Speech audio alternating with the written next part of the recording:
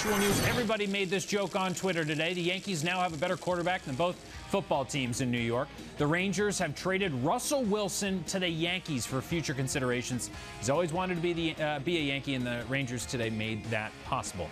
Here's part of Brian Cashman's statement about the move. After talking to a number of our players, there is a genuine excitement in having Russell join us for a short time in camp. We are all looking forward to gaining insight into how he leads teammates toward a common goal, prepares on a daily basis for the rigors of his sport, and navigates the successes and failures of a season. My question to you, Todd, about this as we go into the walk-off, is that really a thing that you can learn from a guy rubs off on younger players, especially in spring training atmosphere? I think it absolutely can be a thing. I think there's a fine line with this as to whether it becomes a media circus and a publicity stunt as opposed to bringing a guy in that really loves the game, wants to be in a clubhouse, and would absolutely have some value to younger guys, just the wars that he's been through on the other side of the diamond, playing two sports. He was a first-round draft pick. It's not like it's on a lark, but at the same time, there's that fine line of what's legitimate about this. If it's not legitimate,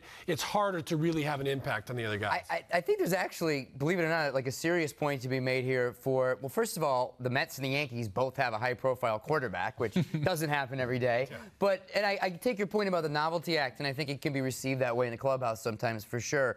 The general managers of both teams, or at least John Daniels with the Rangers with Wilson and Sandy Alderson with the Mets and Tebow, they think that these guys can have some benefit through just general championness. I mean, Tebow can cure lepers and stuff, too, so that helps.